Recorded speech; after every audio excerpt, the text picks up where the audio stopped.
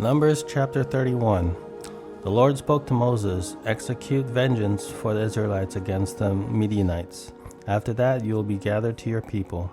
So Moses spoke to the people, "Equip some of your men for war. They will go against Midian to inflict the Lord's vengeance on them.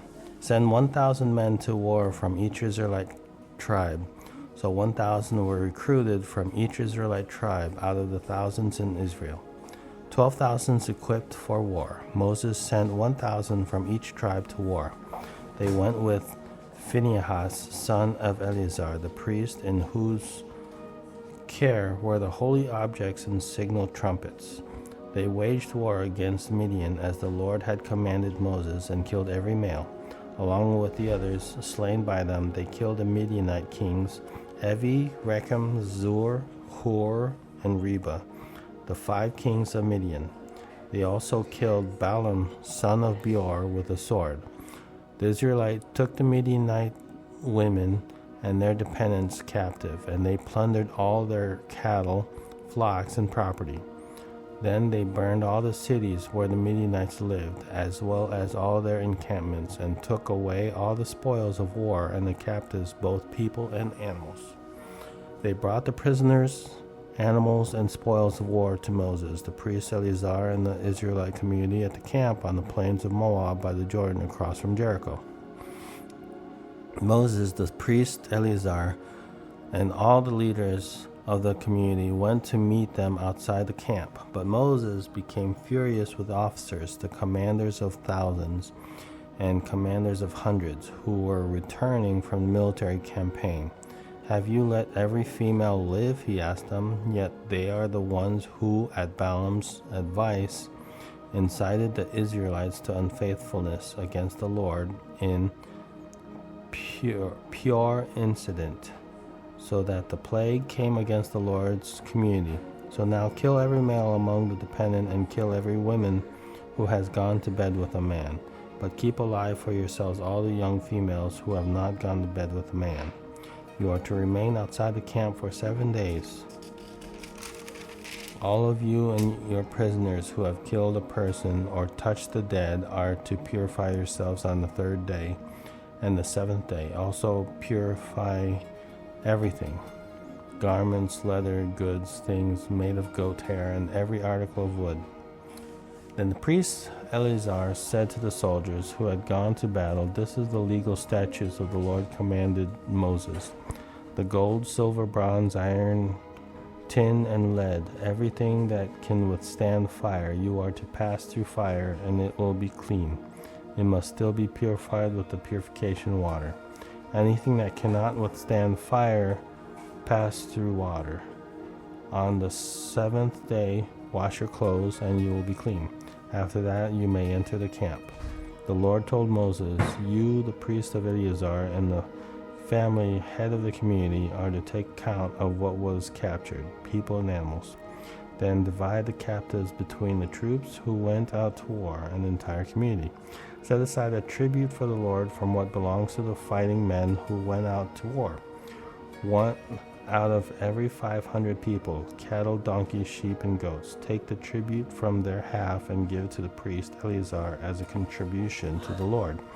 From the Israelite half, take 1 out of every 50 from the people, cattle, donkeys, sheep, and goats, all the livestock, and give them to the Levites, who performs the duties of the Lord's tabernacle." So Moses and the priest Eleazar did as the Lord commanded Moses. The captives remained from the plunder the army had taken. Total 675,000 sheep and goats, 72,000 cattle, 61,000 donkeys, and 32,000 people, all the females who had not gone to bed with a man. The half portion for those who went out to war numbered 337,500 sheep and goats, and the tribute to the Lord was 675. From the sheep and goats, from the 36,000 cattle, the tribute to the Lord was 72. From the 30,500 donkeys, the tribute to the Lord was 61. And from the 16,000 people, the tribute to the Lord was 32. Moses gave the tributes to the priest Eleazar as contribution for the Lord, as the Lord had commanded Moses. From the Israelites, half which Moses separated from the men who fought the communities, half was 337,500 sheep and goats, 36,000 cattle, 30,500 donkeys, and 16,000 people. Moses took one out of every 50 selected from the people and the livestock of the Israelites half. He gave them to the Levites, who performed the duties of the Lord's tabernacle as the Lord had commanded him. The officers who were over the thousands of the army, the commanders of thousands and of hundreds, approached Moses and told him, "Your servants have taken the census of the fighting men under our command, and not one of us is missing. So we have presented to the Lord an offering of the gold articles each man found, armlets, bracelets, rings, earrings, and necklaces, to make atonement for ourselves before the Lord." Moses and the priest Eleazar received from them all the articles made out of gold. All the gold of the contribution they offered to the Lord from the commanders of thousands and of hundreds was 420 pounds. Each of the soldiers had taken plunder for himself. Moses and the priest Eleazar received the gold from the commanders of thousands and of hundreds and brought it into the tent of meeting as a memorial for the Israelites before the Lord. Numbers 32. The Reubenites and Gadites had a very large number of livestock. When they survived the land of Jazer and Gilead, they saw that the region was a good one for livestock, so that Gadites and Reubenites came to Moses, the priest Eleazar, and the leaders of the community, and said, "The territory of Ataroth, Dibon, Jazer, Nimrah, Heshbon, Elilahle, Seban, Nibon, and Beon, which the Lord struck down before the community of Israel, is a good land for livestock, and you servants own livestock." They said, if we have found favor with you, let this land be given to your servant as a possession. Don't make us cross the Jordan. But Moses asked the Gadites and Reubenites, "Should your brothers go to war while you stay here? Why are you discouraging the Israelites from crossing into the land the Lord has given them? That's what your ancestors did when I sent them from Kadesh Barnea to see the land. After they went up as fast as Eshcol Valley and saw the land, they discouraged the Israelites from entering the land the Lord had given them. So the Lord anger burden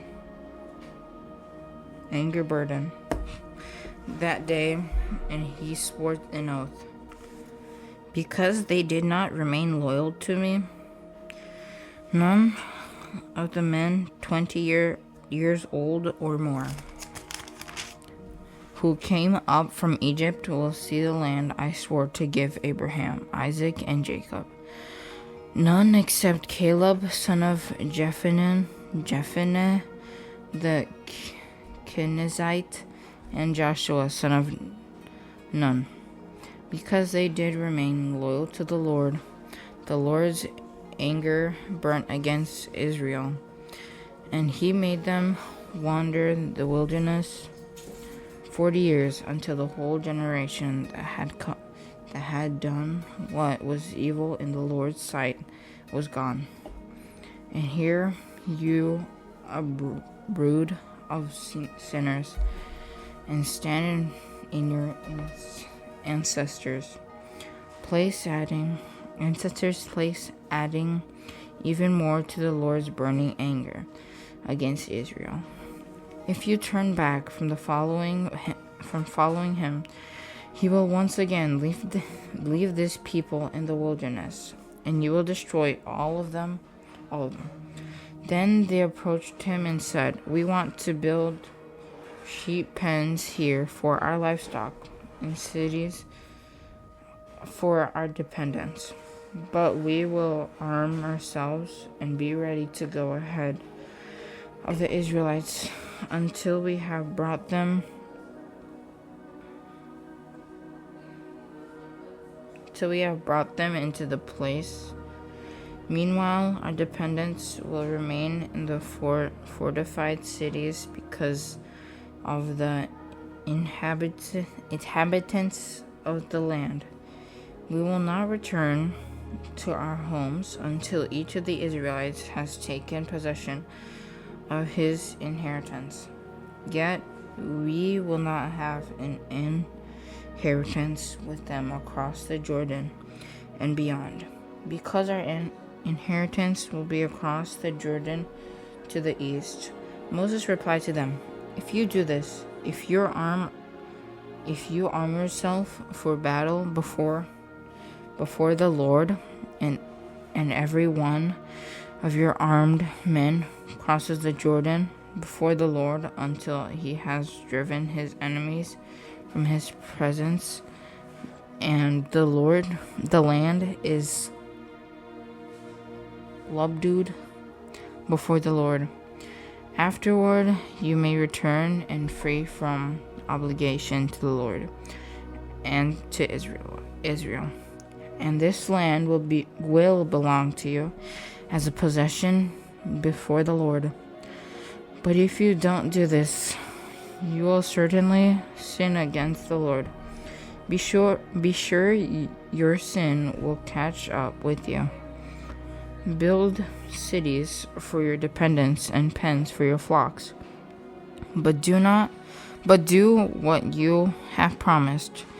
The Gadites and the Reubenites answered Moses, "Your servants will do just as my Lord commands. Our dependents, wives, livestock, and all our animals will remain here in the cities of Gilead.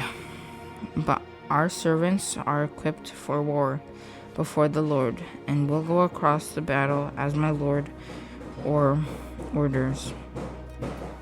So Moses gave orders about them to the priest Eleazar, Joshua, son of Nun, and the family heads of the Israelite tribe. Moses told them, "If the Gadites and the Reubenites cross the Jordan with you, every man in battle formation before the Lord, and the land is subdued before you, you are to give them the land, Gilead, as a possession. But if they don't go across with you in battle formation, they must accept the land in the Canaan with you." The Gadites and the Reubenites replied, "What the Lord has spoken to your servant is what we will do. We will cross over in battle formation before the Lord into the land of Canaan. But we will keep our